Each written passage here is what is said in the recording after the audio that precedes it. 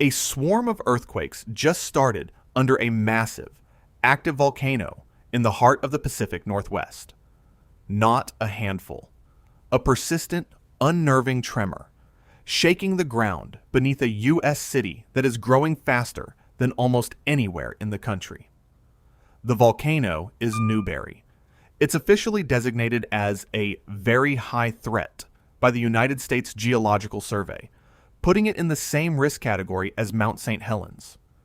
And on its flanks, directly on top of its ancient lava flows, sits the booming city of Bend, Oregon.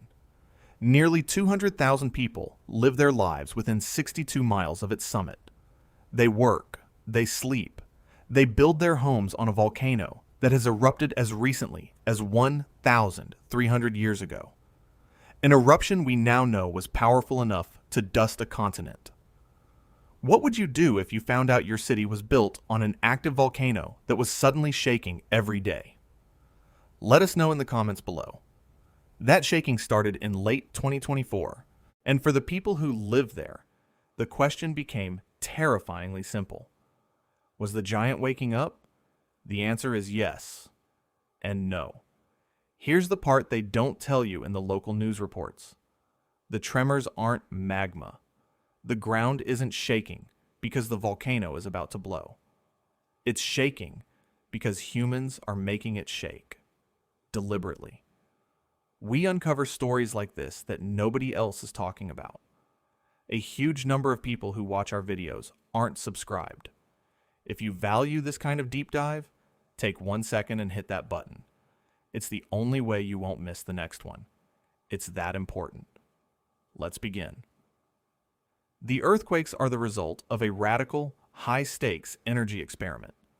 A company called Mazama Energy is drilling deep into the volcano's core, injecting high-pressure fluid into rock heated to over 700 degrees Fahrenheit. They are, in effect, fracking a volcano to harvest its energy. It is an audacious gamble to create limitless, carbon-free electricity, a solution to a global crisis.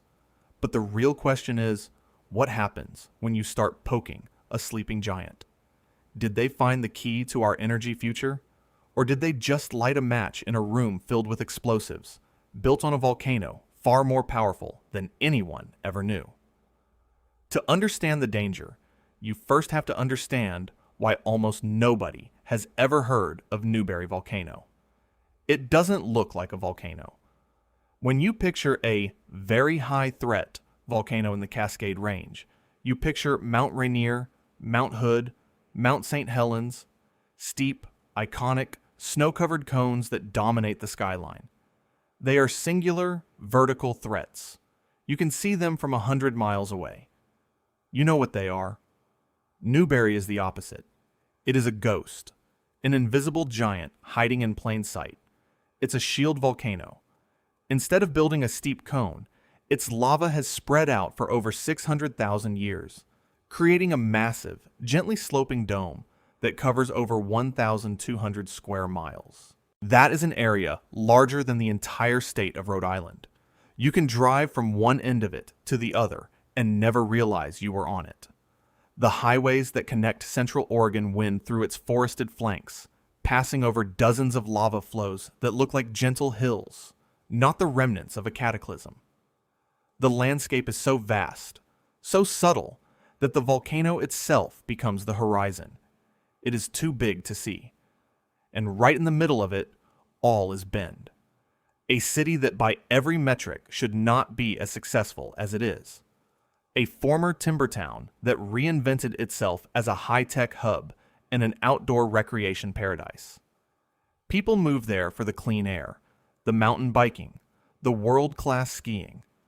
They buy homes in neighborhoods with names that evoke a pristine wilderness.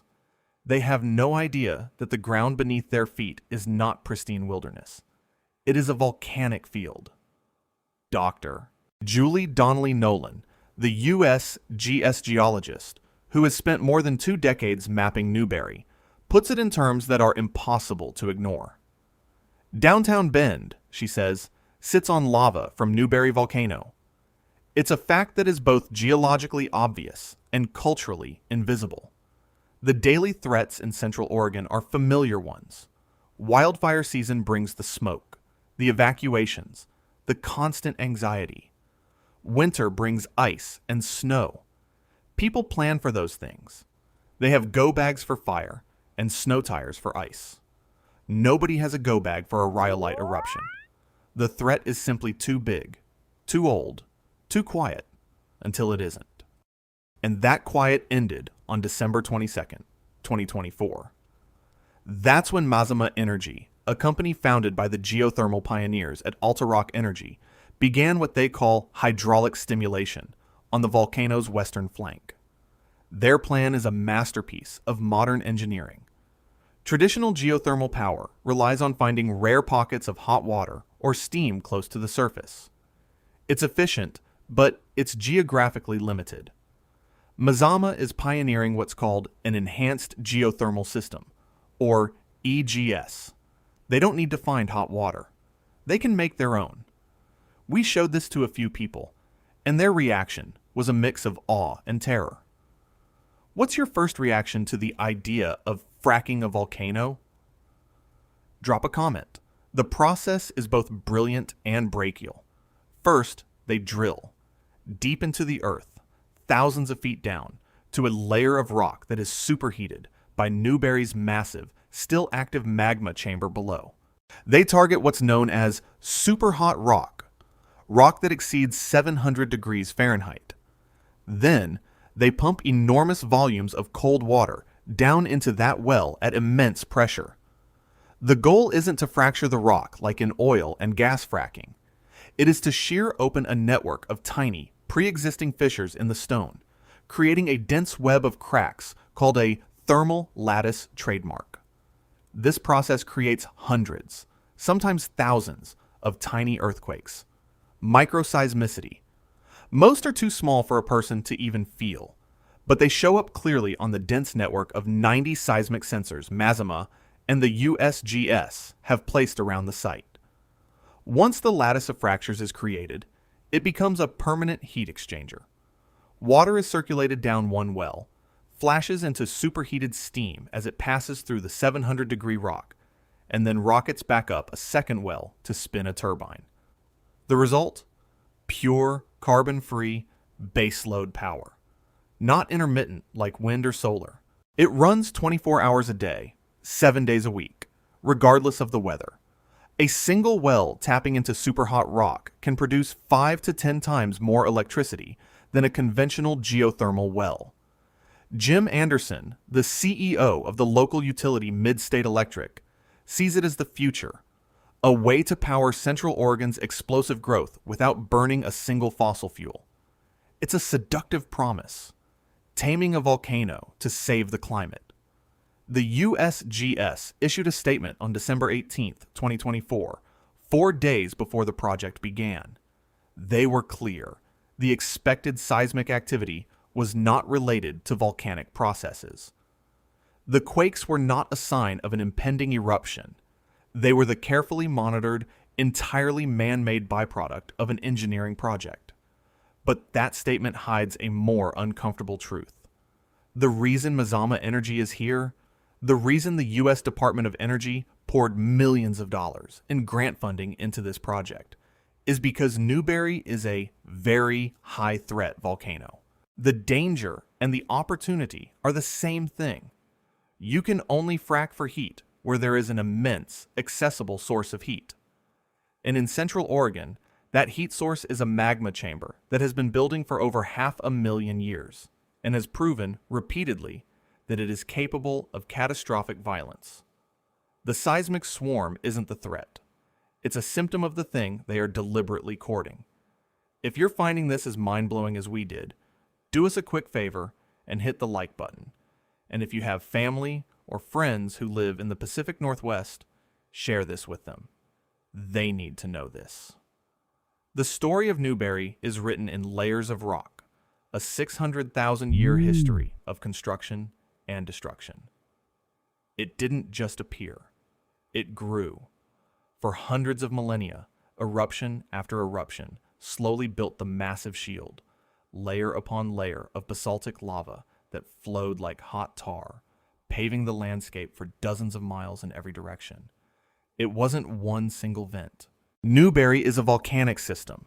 It has more than 400 separate cinder cones and fissures scattered across its surface, more than any other volcano in the contiguous United States. Each one of those cones represents a past eruption, a place where the earth split open and fire poured out. The buttes and hills that locals hike and bike on are not just scenery. They are individual volcanoes, all part of one enormous, sprawling complex. For most of its existence, Newberry was a builder. It created land. Then, 75,000 years ago, it changed. The character of the magma deep below shifted. It became richer in silica, stickier, and saturated with gas.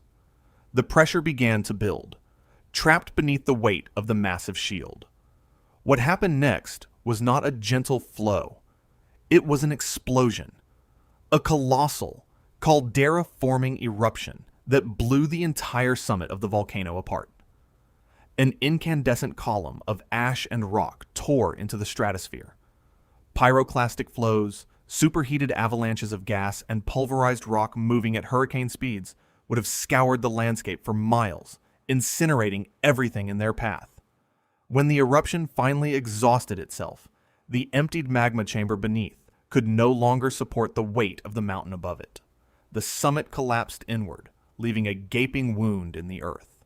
A caldera 4 miles wide and 5 miles long. Today, that caldera holds 2 pristine alpine lakes, Paulina Lake and East Lake. It's part of the Newberry National Volcanic Monument, established by Congress in 1990. It is a place of serene, breathtaking beauty. But the beauty is a mask. The caldera is not a relic. It is the scar from an act of violence the volcano is still capable of repeating. The caldera collapse wasn't the end of the story. It was just the end of a chapter. The volcano kept erupting, rebuilding from within the scar. And its most recent eruption is the one that should keep emergency planners awake at night. It happened around the year 686 CE, roughly 1,300 years ago. Native peoples, who Forest Service geologist Dr. Bart Wills confirms have lived in Central Oregon for 10,000 years, would have witnessed it firsthand. From a vent on the floor of the caldera, a new kind of lava began to emerge. Not the runny basalt that built the shield, but a thick, glassy, silica-rich rhyolite. It oozed out, piling up on itself, cooling into a jagged landscape of pure black volcanic glass. We call it the Big Obsidian Flow. It covers more than a square mile and is, in places, over 150 feet thick. A river of razor-sharp rock, frozen in time. For decades, geologists believed this was a relatively placid event. A large lava flow, yes, but mostly localized. The primary hazard would have been the flow itself. It was a dramatic eruption, but not a globally significant one. That understanding was completely, fundamentally wrong. In May of 2026, a groundbreaking study published in the journal Quaternary Science Reviews revealed something astonishing. Scientists analyzing ice cores drilled in Greenland, over 3,100 miles away from Oregon, found a layer of microscopic volcanic ash, what they call cryptotephra. When they analyzed the geochemical fingerprint of these tiny glass shards, they found a perfect match. Not for a volcano in Iceland or Alaska, for Newberry. The particles came from the 686 CE eruption, the one that produced the Big Obsidian Flow. This discovery changed everything. It meant the eruption wasn't just a quiet effusion of lava. It was explosive. It had to have been, to launch ash that high into the atmosphere. The researchers calculated the blast ranked as a 4 on the Volcanic Explosivity Index, or VEI. A VEI 4 is a serious, catastrophic event, comparable to the 1980 eruption of Mount St. Helens in terms of its explosive power, though likely with a much larger ash component that traveled much farther. One of the study's authors noted, "What was exceptional about this eruption was that its ash was transported across the United States and the Atlantic, over 5,000 kilometers from its source. Think about that. 13 centuries ago, this quiet Oregon volcano produced an ash cloud so enormous that it blanketed North America and crossed an ocean to dust the ice sheets of Greenland. An eruption of that magnitude today would shut down air travel across the continent. It would drop ash on cities from Portland to Chicago. It would have profound impacts on agriculture, infrastructure, and public health. And it happened from the same volcanic system where private companies are now drilling holes and injecting water to trigger earthquakes. The irony is that a deep understanding of Newberry's activity is a relatively new phenomenon. For decades, the volcano was considered seismically dead. It had only one monitoring station, and it rarely registered a peep. The giant was assumed to be in a very, very deep sleep. Then, in 2011, the USGS dramatically upgraded its network, installing 8 real-time seismic and GPS stations across the volcano. And they discovered the truth. Newberry wasn't quiet at all. It was just whispering. With the new, more sensitive equipment, scientists realized the volcano averages about 15 small, natural micro-earthquakes every single year. It's a living, breathing system, constantly shifting, adjusting, and releasing stress. The geothermal project's thousands of induced quakes are just loud noise on top of a system that was never truly silent to begin with. I know this is the second time I'm asking, but the data doesn't lie. A massive percentage of you watching right now aren't subscribed. If we're going to keep making documentaries this deep, we need your support. Click that button. It takes 1 second, and it means everything. Seriously. Each of those natural microquakes is a tiny reminder of the forces at play. The slow movement of magma, the pressurization of hydrothermal fluids, the immense strain of tectonic plates. The volcano is active, not in human time, but in geologic time. And the geologic clock is always ticking. So you have an undeniable reality. A very high threat volcano, larger than a US state, with a documented history of continent-spanning explosive eruptions, sitting directly beneath a rapidly growing urban population. And the people in charge know it. There is a plan. It's called the Central Oregon Volcanoes Coordination Plan. It's a thick document, the product of a multi-agency coalition that includes FEMA, the Oregon Office of Emergency Management, the USGS, the Forest Service, and local county officials. It is a playbook for the unthinkable. The plan outlines evacuation routes. It designates emergency shelters. It details how to handle a massive influx of displaced people, how to manage communications when the grid is down, how to deal with the inevitable logistical nightmare of a major eruption. They have modeled ashfall scenarios, lahar pathways, volcanic mudflows, and the potential impact on roads, airports, and water supplies. On paper, the region is prepared. The officials have done their due diligence. The binder exists. The checklists are made. But a plan in a binder is not the same as a prepared population. And in Central Oregon, there is a massive, dangerous gap between the two. Ask the average person in Bend about the Newberry Volcano. Many won't know what you're talking about. Some might think you mean Mount Bachelor, the nearby ski resort. The ones who have heard of it think of the National Monument, a great place to hike, to fish in Paulina Lake, to drive up to the summit of Paulina Peak for a panoramic view. They think of it as a park, a destination. They do not think of it as a threat. The danger is abstract, academic. It exists on a geologic timescale that feels disconnected from the day-to-day urgence of mortgage payments, school pickups, and weekend plans. Dr. Donnelly Nolan's words capture this paradox perfectly. The hazards that Newberry presents it's discrete. The chance that it's going to erupt this year or next year or in our lifetimes is small, but it's real. It is that small but real chance that the entire system of modern life in Central Oregon is not built to withstand. The economy is built on tourism and the perception of a pristine, natural environment. What happens to that economy when the sky is filled with volcanic ash? The population growth is fueled by people seeking a better quality of life. Who will move to a city that just had a VEI-4 eruption in its backyard? This is the unsettling equation at the heart of the Newberry story. An invisible giant, a forgotten history of explosive power, and an unready population. Into this equation, we now add the geothermal project, a deliberate, calculated intrusion into that volcanic system. Mazama Energy's engineers are professionals. The USGS is monitoring their work with obsessive precision. They are confident they can control the process, that they can distinguish their man-made tremors from the stirrings of actual magma. They are almost certainly right. The project is likely to be perfectly safe, but safety isn't the only metric that matters. The project is a constant, humming reminder of what lies beneath.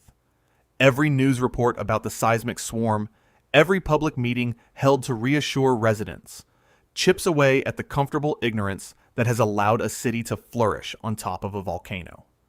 The very act of harvesting the volcano's heat forces a conversation that for decades no one wanted to have. It creates a strange new dynamic.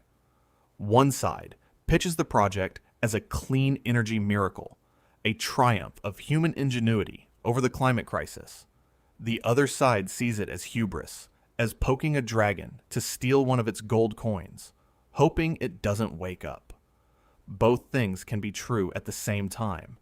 The project can be an engineering marvel that provides groundbreaking clean power, and it can also be a terrifyingly tangible symbol of the immense, untamable power it's borrowing from. The power that formed the caldera, the power that sent ash to Greenland. The future of Central Oregon is now tied to two competing forces. The relentless pressure of population growth and development pushing ever outward, and the relentless pressure of magma building ever upward. The geothermal wells drill a few thousand feet down. The magma chamber sits miles below that. The timeline for a return on investment is measured in years. The timeline for an eruption is measured in centuries or millennia, until it's measured in weeks. The citizens of Bend live on a landscape shaped by forces they do not see and a history they do not know. Their homes are built on the cooled, hardened proof of the volcano's power. The induced earthquakes from the geothermal project are not the danger. They are the alarm bell, a reminder that the ground beneath them is not solid. It is not permanent, and it is not asleep. The city isn't ready. Not because the binder of plans doesn't exist, but because you can't prepare a population for a threat they don't believe is real. The Big Obsidian Flow was 1,300 years ago. Geologically, that was yesterday. The next eruption could be 5,000 years from now, or it could be 50, or it could be next year. That is the uncomfortable truth of living on an active volcano. All the monitoring, all the planning, all the engineering in the world cannot change the fundamental uncertainty. You can drill for its heat. You can map its flows. You can admire its beauty, but you do not control it.